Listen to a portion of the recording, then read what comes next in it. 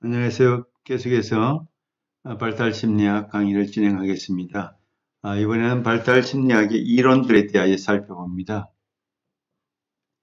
발달 심리학에 대한 많은 이론들이 있지만 본서에서는 주로 5가지 관점에 대해서 공부하게 되겠습니다. 먼저 정신분석적 관점, 행동주의적 관점, 인지주의적 관점, 인본주의적 관점, 생태학적 관점. 이 생태학적 관점은 일반적으로 잘 취급하지 않는데 본수에서는 중요하게 다루고 있는 것 같습니다. 특별히 정신분석적 행동주의, 인지주의, 인본주의가 일반적으로 심리학의 중심적인 그런 주된 관점들이라고 이해하시면 좋겠습니다. 먼저 프로이드의 관점, 정신분석적인 관점에 대해서 살펴보죠. 프로이드의 이론은 이미 우리가 잘 알고 있습니다. 워낙 유명하고 또 성격심리학에서도 제일 먼저 다루는 이론이 프로이드 정신분석 이론입니다. 프로이드는 19세기 후반에 정신분석을 시작하면서 인간의 마음에 대해서 가장 과학적으로 접근할 수 있는 그런 학문을 개발하게 되었습니다. 프로이드가 바라보는 인간의 성격은 그 구조가 먼저 자아와 초자아, 원초와 원초는 본능이라는 거죠. 초자는 슈퍼에고, 자아가 눈에 보이는 현실적인 자기의 모습이라고 이야기할 수 있겠죠. 주로 자아와 초자의 일부분은 의식이지만은 초자의 한 부분은 거의 전의식에 속하고 대다수가 무의식이 중심을 이루고 있습니다. 이 그림과 같이 빙산의 일각 10분의 8 정도가 수면 아래에 있고 10분의 1, 2 정도가 수면 위에 있는 것처럼 의식의 세계는 지극히 적다고 보는 입장이 프로이드의 입장입니다.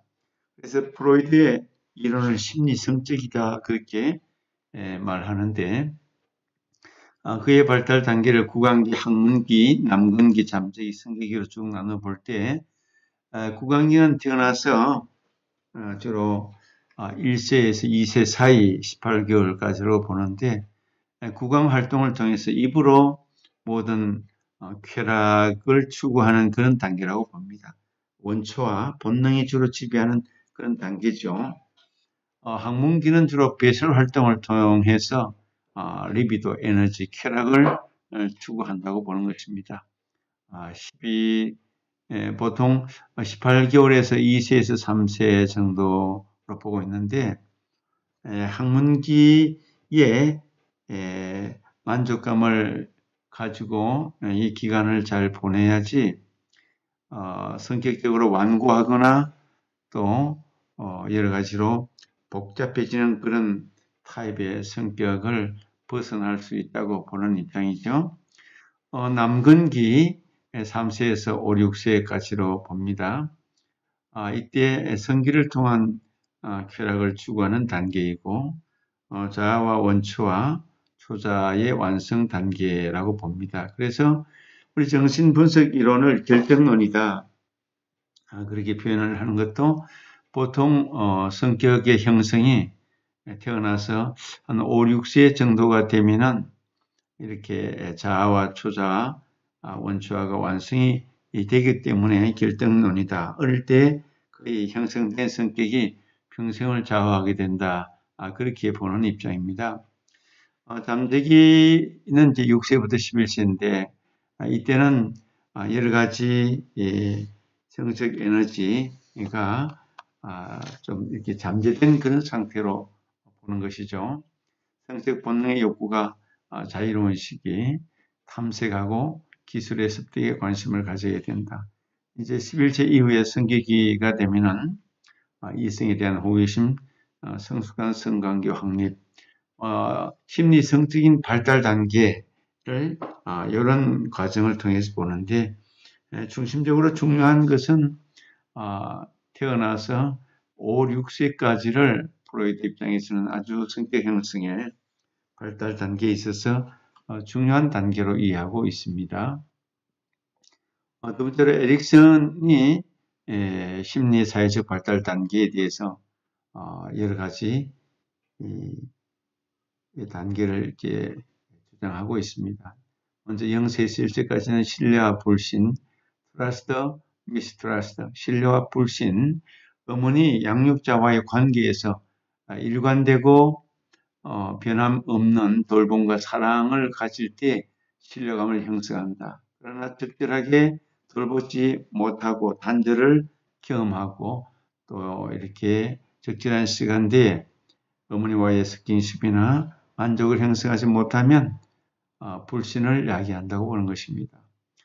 이때 바람직한 결과를 가지게 되면 마음속에 인격 속에 신뢰와 희망을 가지게 된다고 보는 것입니다. 2세 때는 주로 자율성대 수치 및 의심을 가지는 단계로 보고 있습니다. 자율성, 그렇죠? 자기 능력으로 기능을 발휘하도록 충분히 허용해주고 또 격려해 줄 때 자율성이 발달하게 됩니다. 과잉 보호를 하거나 또 지나친 결핍은 부모에 대하여 수치심과 의심을 갖게 하여서 온전한 인격 형성의 장애를 만들게 되죠. 3세에서 5세까지는 주도성대 제의식을 만드는 그런 기간입니다. 탐색할 수 있는 자유를 충분히 주고 묻는 질문에 잘 답변해 줄 때에 주도적인 그런 성향이 발달하지만은 지나친 간섭과 또 온전한 양육을 상실당하게 되면은 제의식이 형성된다고 보는 것입니다. 그래서 온전한 성장이 이루어질 때는 인생의 목적, 그가 의도하는 바를 온전히 이루어 나가는 그런 아이로 성장하게 된다고 봅니다. 6세에서 11세 주로 관계는 이웃과 학교 생활을 하게 되는데 이때 중요한 것은 근면성과 열등감을 가지게 된다고 보는 것이 에릭슨의 입장입니다.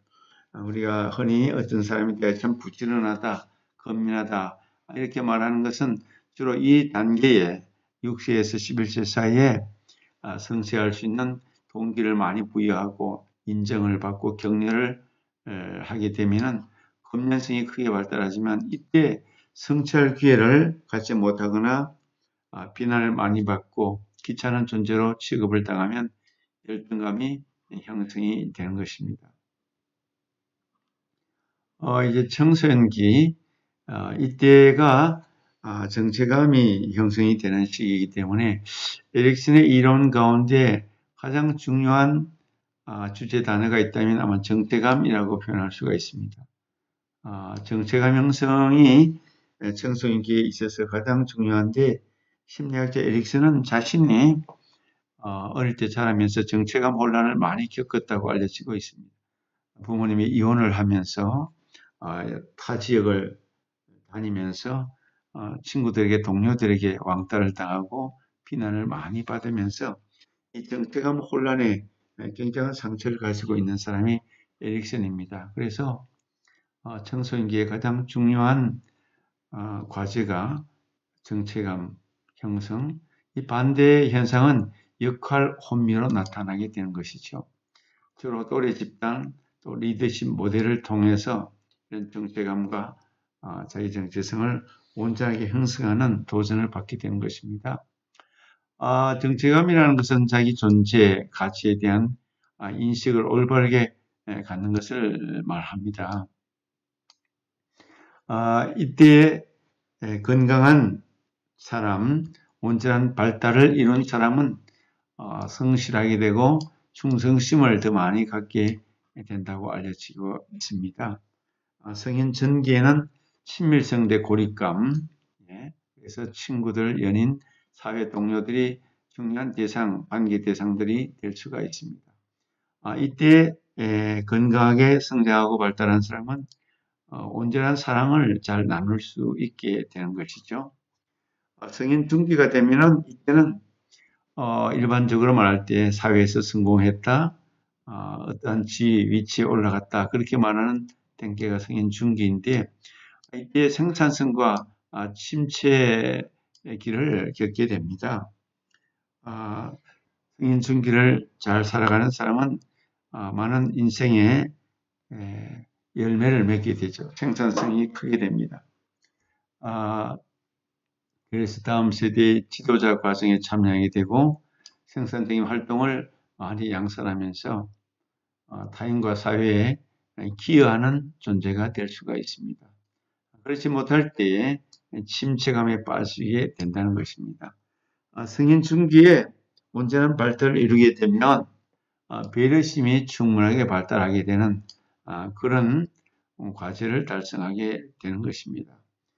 노년기 이때 이제 인생의 모든 것을 결실을 거둔다든지 또는 인생을 후반기를 마무리하면서 가지게 되는 과제가 통합성과 절망인데 인생을 잘 살았다고 생각하면 만족스럽게 잘 살았다고 생각하면 통합성이 만들어지고 그렇지 못할 때 절망감이 생길 수 있다고 보는 것입니다. 인생에 대해서 관조할 수 있는 통합성이 형성된다. 그리고 자기 인생에 대해서 후회하고 또 죽음을 두려워할 때 절망감에 빠진다. 자기 인생을 어떻게 걸어왔느냐, 어떤 결과물을 만들었느냐에 따라서 통합성과 절망이라는 이런 두 가지의 관점에 빠질 수가 있을 것입니다. 이때 바람직한 결과, 인격적인 열매를 맺는다면 이때 지혜가 발달하는 그런 단계가 노년기라고 보는 것입니다. 이렇게 에릭슨은 발달 단계에 있어서 전생애적으로 과제를 부여하고 또 과제를 잘 수행하면 이렇게 그 단계별로 바람직한 열매를 얻는 그런 관점에서 보았는데 이 단계를 나누는 데 있어서 에릭슨과 지금 현대 사회는 굉장히 차이가 있습니다. 지금은 장수 시대가 되었기 때문에 에릭슨이 나눈 성인 중기, 전기, 노년기가 좀 더 세분화되어야 할 필요가 있겠다 그런 생각을 할 수도 있을 것입니다. 행동주의 관점에서 우리가 볼 수가 있는데 행동주의 관점에서 파블로프, B.F. 스키너, 알버트 반두라 같은 학자들이 있습니다. 행동주의는 우리가 아는 대로 조건과 환경을 강조하는 그런 관점입니다. 환경에 대한 관심이 많습니다. 파블로프는 우리가 아는 대로 고전적 조건화 이론을 형성한 사람인데 개의 실험을 통해서 개에게 먹이를 줄 때 종소리를 들려주고 또 나중에는 종소리만 들려주어도 개의 입에 침이 생기더라는 것입니다. 조건과 반응, 환경을 조건화시키면 얼마든지 인간의 행동도 변화시키고 개선할 수 있다고 접근할 수가 있는 거죠. 그렇게 바라볼 수 있습니다. 파블로프의 고전적 조건화 이론을 더 발달시킨 것이 B.F. 스키너라고 볼 수 있는데 조작적 조건화 이론, 이제 고전적 조건화 이론은 그야말로 어떤 환경을 조절함으로 인해 가지고 어떤 변화를 추구하는 것이라면은 조작적 조건화는 강화와 처벌처럼 어떤 행동에 대해서 도구적인 조작을 통해서 새로운 변화를 추구하는 그런 이론이라고 이해할 수가 있습니다. 강화와 처벌이라는 관점에서 볼 때 한 사람의 긍정적인 변화를 위해서 행동의 강화로 칭찬을 한다든지 상을 준다든지 선물을 준다든지 강화하는 그런 행동을 할 수도 있고 반대로 잘못된 행동을 줄이기 위해서 처벌을 할 수도 있습니다. 이런 걸 통해서 행동주의 관점은 환경의 조건과 환경을 끊임없이 조절함으로 인해서 한 인간의 변화에 관심을 가지는 이론이라고 이해할 수가 있겠습니다. 발달 심리학은 계속적인 인간의 발달에 관심을 가지지만 이런 심리학적 이론들은 그런 발달 과정 속에서 나타나는 부작용들을 어떻게 개선하고 변화시키고 새로운 행동을 만들어내는가 이런 데 더 큰 관심이 있다고 이해하게 되는 것입니다. 알버트 반두라는 사회인지학습 이론을 주장했는데 이 사람의 실험 가운데 감찰학습이라는 것이 있습니다. 한 사람이 특히 어린아이들을 실험 도구로 사용할 때 아이가 폭력적인 일들을 많이 관찰하면 나중에 폭력적인 행동을 더 많이 할 수가 있고 또 사랑하고 친밀한 그런 영상이나 환경을 조성하면 아이들이 더 따뜻해지고 친밀한 활동을 더 많이 한다는 사회학습 이론, 관찰 이론을 주장한 학자가 반두라입니다. 행동주의 관점은 끊임없이 인간과 환경 또 조건과 관련지어서 발달과 변화를 추구하는 그런 이론이라고 이해할 수 있습니다. 피아제의 인지발달 이론이 있습니다. 피아제는 주로 어린아이들의 사춘기 이전의 어린아이들에 대한 연구를 많이 했습니다.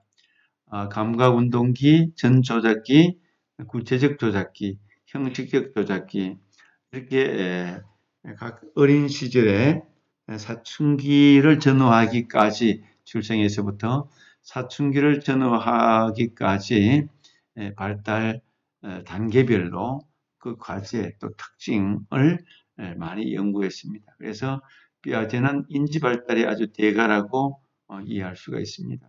감각운동기는 주로 출생 때부터 2세까지 감각과 운동을 통한 인지구조 발달, 반사행동에 대한 그런 발달, 영속성, 대상 영속성에 대한 개념. 어떤 대상이 이제 한 2세쯤 되면은 어머니가 이 자리에 없어도 어딘가에 어머니는 있겠다, 있을 것이다. 대상이 내 눈에 보이지 않아도 계속 존재하고 있다는 그런 개념이 대상 영속성입니다. 전조작기는 2세에서 7세까지 주로 언어, 상징, 표상적 사고 능력이 많이 발달한다. 그리고 자아중심적 언어와 사고, 내 거야, 나 중심의 그런 언어와 사고를 많이 하는 단계가 전조작기입니다. 구체적 조작기는 7세에서 11세죠. 경험 중심의 논리적 사고, 과학적 사고가 발달하는 그런 초기 단계가 구체적 조작기입니다. 그래서 보존 개념이 만들어진다. 어떤 실험을 통해서 보면 어떤 모양이 달라도 물의 양이 똑같다. 세모난 모양이나 네모난 모양이나 이 보존 개념이 그렇게 만들어지는 것입니다. 유목화와 서열화가 가능하다. 11세 이후는 형식적 조작이라고 보는데 추상적 논리적 사고가 가능하다. 그래서 이때는 논리적이고 추상적인 개념이 만들어집니다. 눈에 보이지 않아도 상상할 수 있는 능력이 만들어지고 명제적 가설적 연역적 추리가 가능한 그런 시기이기도 합니다. 이렇게 피아제의 인지 발달은 출생에서부터 사춘기 전후까지의 아주 중요한 특징들을 잘 연구했던 학자로 알려지고 있습니다. 이 세 학자의 발달 단계를 이렇게 비교 도표를 해놨습니다.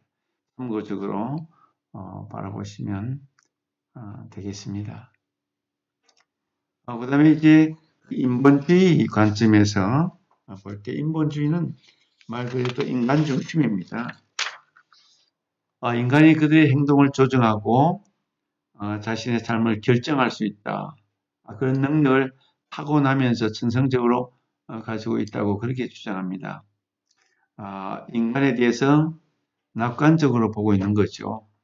대표적인 학자가 이제 칼 로저스인데, 칼 로저스는 인간이 긍정적인 관심, 긍정적인 욕구를 가지고 있다고 보는데, 인간은 책임적인 존재이고 자기 스스로 선택할 수 있고 잠재력이 있는 그런 긍정적인 존재로 이해하는 관점입니다. 인간에 대해서 대단히 낙관적인 관점이 인본주의적 관점이라고 볼 수 있는데, 이것은 기독교적인 관점과는 상당히 대치되는 그런 관점이기도 합니다. 기독교적인 관점에서 보면 성경은 인간은 부패한 존재, 전적으로 타락한 존재로 보고 있습니다. 그래서 오직 예수 그리스도 안에서 새롭게 희망을 가지게 되는 구원의 문이 열리는 그런 인간, 그냥 두면 전적으로 타락한 인간이다. 그렇게 보지만 로저스의 관점은 기독교적인 관점과는 다르게 인간이 가지고 있는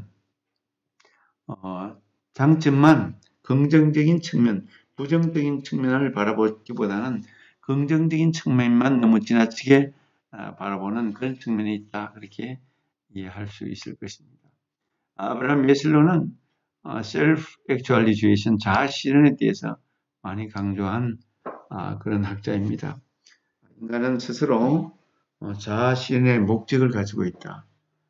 인간은 자아 실현을 통해서 삶의 의미와 목표, 목적의식 그런 것을 추구하는 존재다. 그렇게 보는 것이죠. 심리학자마다 독특한 자기 영역을 개발하고 있는 것을 볼 수가 있습니다. 이런 차원에서 우리는 기독교적인 관점에서 심리학자들의 관심사를 재평가해보고 재해석해 볼 수 있는 그런 과제가 있다는 것을 알게 됩니다. 두 번째 시간은 여기까지 마치도록 하겠습니다.